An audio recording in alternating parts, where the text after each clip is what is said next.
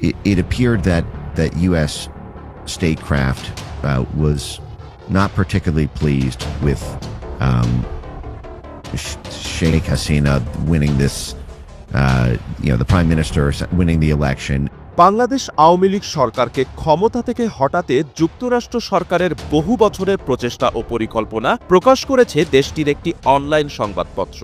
বেশ কিছু গোপন নথি তারা তুলে ধরেছে, যাতে দেখা যায় 2018 সাল থেকেই এই চেষ্টা শুরু করে দেশটির সরকার। দ্য গ্রেট জোন নামে সেই সংবাদপত্রে লেখা হয়েছে, শেখ হাসিনাকে হটানোর আগে যুক্তরাষ্ট্র সরকারের অর্থায়নে ইন্টারন্যাশনাল রিপাবলিকান ইনস্টিটিউট একটি বিশাল কর্মী বাহিনী প্রশিক্ষণ দিয়েছিল, যার মধ্যে র্যাপার এবং এলজিবিটি কিউআই সহ বিভিন্ন শ্রেণীর কর্মীরা অন্তর্ভুক্ত ছিল। ক্ষমতার পরিবর্তনের বিষয়টি মাথায় রেখে তারা হিজড়াদের নাচের পারফরমেন্সের মতো কর্মসূচিরও আয়োজন করে।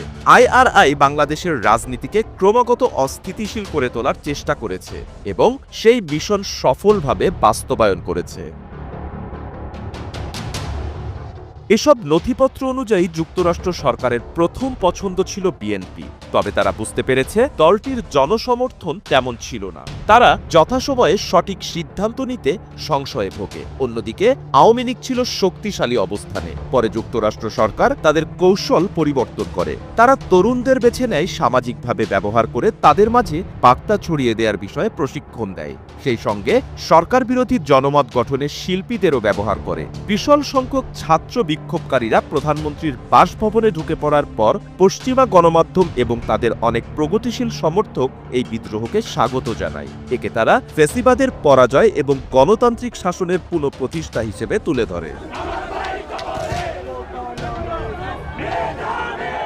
ফাঁস হওয়া নথিগুলো থেকে জানা যায়, আইআরআই শেখ হাসিনাকে অপসারণের আগে মিলিয়ন মিলিয়ন টাকা খরচ করে বিরোধী দলগুলোকে গোপনে প্রশিক্ষণ দিয়েছিল। পরে দেশের তরুণ যুব সমাজের মধ্যে সরকার পরিবর্তনের উদ্দেশ্যে একটি গোপন নেটওয়ার্ক তৈরি করেছিল। নথিতে ব্যাখ্যা করা হয়, বাংলাদেশি বিক্ষোভকারীরা সফলভাবে সামাজিক যোগাযোগ মাধ্যম ব্যবহার করে ভিডিও এবং তাদের কর্মকাণ্ডের সংক্ষিপ্ত প্রামাণ্যচিত্র প্রচার করেছে। পরে তা স্থানীয় ও আন্তর্জাতিক গণমাধ্যমে আন্দোলনের কভারেজ দিতে বাধ্য করেছে। আইআরআই এর অভ্যন্তরীণ নথিপত্রে লেখা হয় যে বিএনপির জনপ্রিয়তার অভাব, রাজনৈতিক দল হিসেবে অযোগ্যতা বাংলাদেশের নাগরিক সমাজে মার্কিন সরকারের অনুপ্রবেশকে অবশ্যম্ভাবী করে তুলেছে। আইআরআই একটি প্রতিবেদনে উল্লেখ করেছে, বহু মিলিয়ন ডলারের অর্থায়ন ছাড়া বিএনপির সহিংসতা, বয়কট রাজনীতি, অযোগ্যতা, অদক্ষতা ও সিদ্ধান্ত গ্রহণের সংশয়ের মাঝে আটকে থাকবে এবং ভোটারদের দ্বারা প্রায় সম্পূর্ণভাবে প্রত্যাখ্যাত হবে। ভোটের রাজনীতিতে বিএনপির গ্রহণযোগ্যতা একেবারেই তলানিতে।